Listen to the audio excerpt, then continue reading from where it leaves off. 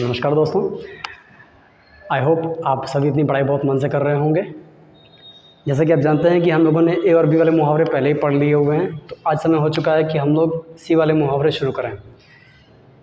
Video start करने से पहले मैं कहना चाहूँगा कि ये जो मुहावरे हैं, यानी कि जो आइडियम्स का सेशन हम लोग कर रहे हैं, ये सिर्फ एक एग्ज़ाम के लिए इम्पॉर्टेंट नहीं। जितने भी एग्ज़ाम्स हैं हमारे कॉम्पिटिशन वाले, उन सभी एग्ज़ाम्स में एक या दो क्वेश्चन मुहावरे वाले ज़रूर पूछे जाते हैं, चाहे वो एसएससी हो, एयरफोर्स हो, एनडीए हो, कोई भी एग्ज़ाम हो।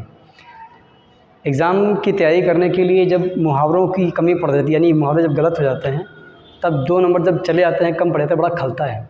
चाहे मुहावरे हों, सिनोनियम हो, एंटोनियम हो, वन वर्ड हो, कुछ भी हो। तो बेहतर यही है कि जो भी आपको पढ़ने को मिल रहा है, आप उसको दोबारा रिवाइज़ करके पढ़िए और बार बार पढ़ने के बाद उसको अच्छे से याद करिए। ऑप्शन मैं बता रहा हूँ कि एग्ज़ाम में कैसे आते हैं, वो ऑप्शन आपको जो है ध्यान से पढ़ना है, सेट करना है, ठीक है। तो एक काम करते हैं, बिना देरी किए हुए हम लोग अपना काम शुरू करते हैं। आइए बात करते हैं नंबर फर्स्ट की। नंबर फर्स्ट में देखिए क्या लिखा हुआ है। नंबर फर्स्ट में लिखा हुआ है एक मुहावरा, call a spade a spade. Call a spade, call माने तो है बुलाना, ठीक है। वैसे तो स्पेड माने होता है फावड़ा, जिससे हम खुदाई करते हैं। फावड़ा जिससे खुदाई करते हैं, वो खैर मतलब नहीं हमारा उससे। कॉल अ स्पेड का मतलब ये हो हम कि कोई चीज़ जैसी अवस्था में है, जो चीज़ जैसी है हम उसको वैसा ही बुलाते हैं। कॉल अ स्पेड का मतलब वो जो चीज़ जैसी है हम उसको वैसा ही बोलते हैं, यानी कि हम किसी भी बात को फ्रैंकली बोलते हैं, सीधे बोलते हैं, स्ट्रेट फॉरवर्ड होकर बोलते हैं। बात को घुमा फिरा कर नहीं बोलते, गलत नहीं बोलते। तो कॉल अ स्पेड का मतलब किसी बात को साफ साफ कहना, मन में छुपा कर या घुमा फिरा कर ना कहना। अब जाहिर सी बात है, कोई इंसान अगर फ्रैंक होकर कोई बात कह रहा है तो ऑप्शन हमारा इसमें कौन सा बनेगा? इसमें जो हमारा ऑप्शन बनेगा वो बनेगा बच्चों टू बी फ्रैंक। क्या बनेगा? To be frank. अब ध्यान दीजिएगा, अगर आप मान लीजिए फ्रैंक आपको ऑप्शन में नहीं मिलता है, तो फ्रैंक की जगह हम लोग एक वर्ड और यूज़ कर सकते हैं, कैंडिड। क्या यूज़ कर सकते हैं? Candid, CANDID। तो कॉल अ स्पेड का मतलब किसी बात को जो जैसी है वैसे ही बोलना, यानी बात को साफ साफ बोलना। ऑप्शन के तौर पर आप अपने कॉपी में लिख सकते हैं टू बी फ्रैंक या कैंडिड। हाँ, जिन्हों को नहीं पता है कि जैसे फ्रैंकनेस होता है, फ्रैंक से फ्रैंकनेस, तो वैसे ही फ्रैंकनेस के लिए आप यहाँ पर मैंने बता दे रहा हूँ, एक रुक जाइएगा ज़रा। जैसे आपने फ्रैंकनेस लिखा, तो फ्रैंकनेस की जगह अगर आपको कैंडिड से नाउन बनाना है तो कैंडिड की जगह आप कैंडोर वर्ड यूज़ कर सकते हो। यूजुअली हम इंसान कहते हैं कि मुझे उसकी फ्रैंकनेस बहुत पसंद है, मुझे उसमें क्या पसंद है? उसकी फ्रैंकनेस बहुत पसंद है। तो आप ये कह सकते हो आई लाइक हिज फ्रैंकनेस या आई लाइक हिज कैंडोर। तो बड़ी सिंपल सी बात है, ध्यान दीजिएगा। कॉल अ स्पेड किसी बात को साफ साफ बोलना, टू बी फ्रैंक या कैंडिड। क्लियर हो गया? और हाँ, फ्रैंकनेस का पर्यायवाची यानी सिनोनिम क्या बनेगा? कैंडोर, स्पष्टवादिता। अब बात करते हैं मुहावरे की सेकंड की, कैरेट एंड स्टिक पॉलिसी। जैसा कि आपको यहाँ पर देख के लग रहा होगा, बड़े ध्यान से समझिएगा, बिल्कुल सरल है, कठिन बिल्कुल नहीं है। ध्यान से देखेंगे तो कैरेट जो कि गाजर होता है, ये एक पॉजिटिव सेंस दिखा रहा है। स्टिक जो कि छड़ी होता है, ये एक नेगेटिव सेंस दिखा रहा है। इसका मतलब ये कि जब आप अपने व्यवहार में दोनों तरह की चीज़ें रखते हैं, अच्छे के साथ अच्छा करते हैं, बुरे के साथ बुरा करते हैं, यानी जो जैसा बर्ताव आपके साथ करता है आप सब वैसा बर्ताव करते हैं, लगभग एक प्रकार से कह सकते हैं टिट फॉर टैट। तो ये कह सकते हैं कैरेट एंड स्टिक पॉलिसी। तो जो जैसा डील करता है उसका वैसा ही डील करना। इंग्लिश में जब इसका ऑप्शन बनता है कैरेट एंड स्टिक पॉलिसी का, तो हम लोग इसको इंग्लिश में क्या बोलते हैं? ध्यान दीजिएगा, हम लोग इसको इंग्लिश में बोलते हैं रिवॉर्ड एंड पनिशमेंट पॉलिसी। क्या बोलते हैं? Reward and punishment policy. तो दो हमने कर लिए, कॉल अ स्पेड किसी बात को साफ साफ बोलना, to be frank. Carrot and stick policy, reward and punishment policy.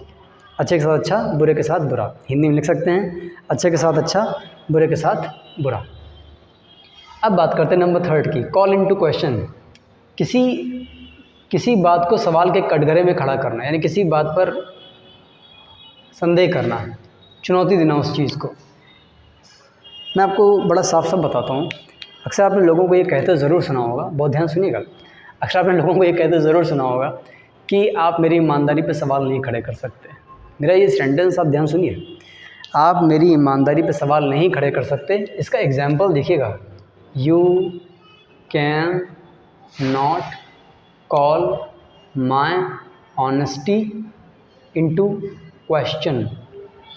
Into लिख लीजिएगा, माफ़ी चाहूँगा मैंने नहीं लिखा हुआ है, सही कर लीजिएगा, इसको लिख दिया मैंने। You can not call my honesty into question. फिर से सुनिए, you can not call my honesty into question. आप मेरी ईमानदारी पे सवाल नहीं खड़े कर सकते। To raise a question against something is call into question. किसी बात को सवाल के कटघरे में खड़े करना, यानी इस बात पर संदेह जताना। किताबों में थोड़ा सा अलग लिखा हुआ है, इसलिए मैं कह रहा हूँ ध्यान से पढ़िएगा आप, ठीक है। चलिए बात कर रहे हैं नंबर चौथे की, कॉल द शॉट्स। अगर देखिए शॉट्स जो वर्ड हम लोग ले रहे हैं यहाँ पे, इसका मतलब ये होता है कि कमांड आपके हाथ में है। फिर से बोल रहा हूँ मैं, अगर आप ये अपने बारे में बोलते हैं कि I will call the shots today, इसका मतलब ये कि कमांड आपके हाथ में है, लोगों को निर्देश आप देंगे, सब कुछ आपके हाथ में है, अथॉरिटी आपके हाथ में है, कमांड आपके हाथ में है, सारी जिम्मेदारियाँ आपके हाथ में है, सारा पावर आपके हाथ में है। तो आप कह सकते हैं कि I will call the shots today. तो टू कमांड पीपल, आपके पास जब चीज़ों का पावर होता है कमांड करने का, उसको बोलते हैं कॉल द शॉट्स, लोगों को निर्देश देना, to command people. To have the authority भी कह सकते हो, देखिए ज़रा, to have authority to command, मैं पूरा नहीं लिख पाऊँगा, आप लिख लीजिएगा। To have authority to command क्या कहलाएगा, कॉल द शॉट्स, लोगों को निर्देश देना, ठीक है। अब बात कर रहे हैं नंबर 5 की, कास्ट माने होता है फेंकना। कास्ट माने फेंकना, पर्ल माने मोती, बिफोर माने सामने, स्वाइन का मतलब होता है पिग, है ना, मेल स्वाइन शायद होता है मेरे ख्याल से, ये मुझे थोड़ा सा कंफर्म करना पड़ेगा कि मेल है कि फीमेल है। स्वाइन का मतलब वैसे मेल होता है। कास्ट पर्ल बिफोर स्वाइन, सुअर के आगे मोती फेंकना। जाहिर सी बात है, हमने बहुत गंदे जानवर के आगे बहुत कीमती चीज़ फेंक दी। इसका मतलब ये है कि हमने किसी ऐसे इंसान को जो कि किसी चीज़ का हकदार नहीं है, डिज़र्व नहीं करता, उसको कोई कीमती चीज़ दे दी। किताबों में लिखा हुआ है भैंस के आगे बीन बजाना, गलत है। कुछ किताबों में जो लिखा हुआ है भैंस के आगे बीन बजाना, ये गलत है, ये नहीं होगा। वो होता है क्राई इन वाइल्डरनेस, वो मैं बताऊंगा आपको बाद में, फिलहाल यहाँ पर ध्यान दीजिए। Cast a pearl before swine, to give देना, समथिंग कुछ, प्रीशियस कीमती, टू अनडिज़र्विंग पर्सन। अनडिज़र्विंग का मतलब हो गया एक ऐसे इंसान को देना जो उस चीज़ का हकदार ना हो। फिर से देखिए, cast a pearl before swine, बेकार इंसान को कोई कीमती चीज़ देना, to give something precious, precious माने कीमती, to an undeserving person. Clear हो गया, ठीक है। अब बात करते हैं नंबर 6 की, क्लोज माने होता है बहुत पास से। क्लोज कॉल, क्लोज शेव। क्लोज शेव यानी अ नैरो एस्केप, बाल बचना, अ नैरो एस्केप। और इसको यूज़ करने के लिए इसके पहले हैव लगा सकते हैं, जैसे कि आपने पास्ट में इसका यूज़ किया तो अब हैड लगाएंगे। जैसे कल मैं बाल बचा, तो I had a close call या अ क्लोज शेव या a narrow escape. A narrow escape माने क्या होगा, नैरो एस्केप, बाल बचना, ठीक है। बात करते हैं नंबर 7 की, देखिए कम फुल सर्कल। कम फुल सर्कल फिर से वही चीज़ हो गई, जहाँ से चले थे वहीं वापस पहुँच जाना, फिर से पहली जैसी स्थिति में पहुँच जाना, कम टू फुल सर्कल। हमने इसको पहले भी पढ़ा हुआ था, बैक टू स्क्वायर वन। तो बैक टू स्क्वायर वन मतलब पहले जैसी स्थिति में पहुंचना, कम फुल सर्कल पहली जैसी स्थिति में पहुंचना। क्लियर हो गया, ठीक है। नंबर 7 तक हमने कर लिया, रिवाइज कर लेते हैं। कॉल अ स्पेड, किसी बात को साफ साफ बोलना। कॉल अ स्पेड, किसी बात को साफ साफ बोलना। कैरेट एंड स्टिक पॉलिसी, अच्छे के साथ अच्छा, बुरे के साथ बुरा। कॉल इनटू क्वेश्चन, किसी बात पर सवाल खड़े करना, उस पर संदेह करना। कॉल द शॉट्स, लोगों को निर्देश देना। Cast a pearl before swine, भैंस के आगे बीन बजाना नहीं होगा, क्या होगा, बेकार इंसान को कीमती चीज़ देना, ठीक है। क्लोज कॉल, क्लोज शेव, बाल बचना। कम फुल सर्कल, जहाँ से चले थे वहीं वापस पहुँच जाना, कम फुल सर्कल। सुनने पर जोर ज़्यादा दीजिएगा, अगर सुनेंगे ध्यान से ना तो याद ज़रूर होगा। कैरी द डे का मतलब होता है आज का दिन आपके नाम रहा, यानी कि आज के दिन सारी सफलताएं आपको मिली। टू बी सक्सेसफुल, जैसे आप कहते हैं आज का दिन रमेश ले गया, आज का दिन रमेश ले गया, यानी कि आज का दिन पूरा रमेश के नाम रहा। रमेश ने बहुत सफलताएं हासिल की, सफलता के झंडे गाड़े, तो Ramesh carry the day today. कई बार ऐसा होता है ना कि आप कहीं पर देखिए परफॉर्म करिए, कई गेम्स होते हैं और हर सारे गेम्स में एक इंसान ऐसा ज़रूर होता है जो हर चीज़ में बाजी मार ले जाता है, तो आप कहते हैं कि ही कैरीड द डे, ठीक है, टू बी सक्सेसफुल। चलिए बात कर रहे हैं नंबर 9 की Kock and bull story. Kock and bull story जो लगाते हैं वो मनगढ़ंत कहानी बनाने के लिए लगाते हैं, यानी कि ऐसी कहानी जिस पर कोई भरोसा नहीं कर सकता। फॉल्स स्टोरी, फॉल्स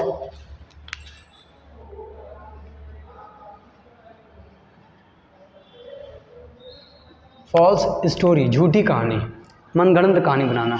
मैं आपको एक बात बता दूं कि मनगढ़ंत कहानी बनाने के लिए हमारे पास इंग्लिश में एक बहुत अच्छा शब्द है, वो है कॉन्सॉक्ट। देखिए कॉन्सॉक्ट, कॉन्सॉक्ट क्रिया है, कॉन्सॉक्ट क्रिया है जिसका मतलब होता है मनगढ़ंत कहानी बनाना। कॉक एंड बुल स्टोरी, मनगढ़ंत कहानी बनाना, झूठी कहानी बनाना, मेक अ फॉल्स स्टोरी, और उसको बोलते हैं कॉन्सॉक्ट। ये वर्ब बन गया। अगर हमें सिर्फ मनगढ़ंत कहानी की इंग्लिश यानी कि नाउन चाहिए तो वो क्या हो जाएगा, कॉन्सॉक्शन। क्या हो जाएगा बच्चों, कॉन्सॉक्शन। तो cock and bull story, false story, मनगढ़ंत कहानी बनाना, पर्यायवाची क्या हो जाएगा, कॉन्सॉक्शन। ठीक है, अब बात करते हैं नंबर 10वें की। सरल है, कोल्ड फीट, पैर ठंडे पड़ जाना, यानी कि बहुत ज़्यादा नर्वस हो जाना। जैसे आप कहते हैं ना कि मैं स्टेज पर गया, I was feeling my feet cold, I was feeling cold feet, I was feeling my feet cold. तो इसका मतलब आत्मविश्वास की कमी हो जाना, यानी इंग्लिश में क्या बोलेंगे, to be nervous, to be nervous. ठीक है, नंबर 11 की बात करते हैं। फील ऑन क्लाउड 9, अपने आप को सातवें आसमान पर महसूस कराना, यानी कि बहुत ज़्यादा खुश महसूस करना। जब आपको लगता है कि आज मैं अंदर से बहुत खुश हूँ, आपको सारी चीज़ें बड़ी अच्छी लगती हैं, आपको लगता है कि आप, फिर कोई इंसान गलत भी बोल देता है, आपको बड़ा अच्छा लगता है। तो ऐसी जब स्टेट मन में होती है, आप अंदर से बहुत खुश होते हैं, आप किसी चीज़ को लेकर बहुत ज़्यादा उत्साहित हैं, खुश हैं, प्रसन्न हैं, तो क्या बोलेंगे, फील ऑन क्लाउड 9। तो आप सेंटेंस बोल सकते हैं, I am feeling on cloud 9 to be very happy. जो लोग पढ़ रहे हैं, ये लेक्चर देख रहे हैं, उसको नोट कर लीजिएगा। आंसर, सॉरी, लेक्चर में क्या होगा, टू बी वेरी हैप्पी। ठीक है, बात करें नंबर 12 की। सरल है, बचपन से पढ़ते आए हैं। रैनिंग कैट्स एंड डॉग्स, मूसलाधार बारिश होना, जब बहुत तेज़ बारिश होती है। टू रेन हैवली, यानी कि मूसलाधार बारिश होना। ठीक, to rain heavily, raining cats and dogs. तभी बोलेंगे बारिश बहुत तेज़ी से हो रही है, क्या बोलेंगे इंग्लिश में, it is raining cats and dogs. सरल है। नंबर 13 बहुत इंपॉर्टेंट है, ये आप मान लीजिए कि ये एसएससी सीजीएल वगैरह में भी बहुत आता है। कैरी द कैन का मतलब कुछ जगह लिखा है किताबों में, अपनी गलती स्वीकार करना, लेकिन ये थोड़ा सा अलग है। देखिए, अगर सही अर्थ पढ़ेंगे मुहावरे का तो ऑप्शन अगर चेंज भी हो जाता है तो आप आराम से उसको सॉल्व कर सकते हैं। कैरी द कैन का मतलब ये होता है कि गलती किसी और ने की है और उसका भुगतान या ब्लेम आपको मिल रहा है। देखिए, कैरी द कैन यानी कि टू बी ब्लेम्ड, ब्लेम किया जाना, फॉर द मिस्टेक, उस गलती के लिए, यू हैव नॉट डन, जो आपने नहीं की है। सही अर्थ पढ़ना बेहद ज़रूरी है, वरना अगर थोड़ा भी ऑप्शन चेंज हो गया तो फिर काम गलत हो जाएगा। ठीक है, ये फ्रैंकनेस कैंडोर की स्पेलिंग मैंने वहाँ लिखवाई थी, आप वहाँ नोट कर लीजिएगा। कैरी द कैन का मतलब हो जाएगा to be blamed for the mistake you have not done, you have not done, जो आपने नहीं की है, ऐसी गलती का भुगतान करना या ऐसी गलती का सामना करना। हाँ, ये वाला अगर देखेंगे कम क्लीन, तो उसको याद करने का तरीका देखिए, कम माने आना, सामने आना। क्लीन, क्लीन का मतलब क्या है, साफ साफ, सामने आना, अपने गुनाह को साफ साफ मान लेना, स्वीकार कर लेना। To accept your mistake, come clean, अपना गुनाह कबूलना, अपनी गलती को स्वीकार करना। ठीक है, कम क्लीन, अपनी गलती को स्वीकार करना। And the last one, chicken hearted person, chicken hearted person, जिस इंसान का दिल बहुत कमज़ोर, कायर इंसान। कायर को हम लोग इंग्लिश में क्या बोलते हैं, कावर्ड। स्पेलिंग क्या होती है, COWARD। फिलहाल अगर आपको मैं बता दूं, कावर्ड अगर नहीं दिया है ऑप्शन में तो आप एक वर्ड और यूज़ कर सकते हैं, टिमोरस। टिमोरस, टिमोरस का मतलब होता है कायर। टिमोरस, टिमोरस का मतलब क्या हो गया, कायर, कावर्ड। तो चिकन हार्टेड पर्सन माने क्या हो जाएगा, कायर व्यक्ति, जो कायरता का प्रदर्शन करता है। 1 से लेकर हमने देखिए 15 तक जितने भी मुहावरे थे वो कर लिए हैं। एक काम करते हैं, अब मेरे साथ आप याद कीजिएगा, मैं इसको बोलने जा रहा हूँ और देखिएगा आपको याद हुआ कि नहीं याद। ठीक है, चलिए अब बात करते हैं पहले की, सुनिएगा, सुन के बताइएगा। Call a spade a spade, call a spade क्या हो गया, किसी बात को साफ साफ बोलना यानी टू बी फ्रैंक या कैंडिड। फ्रैंकनेस को कैंडोर कह सकते हैं, ये मैंने लिखा हुआ है।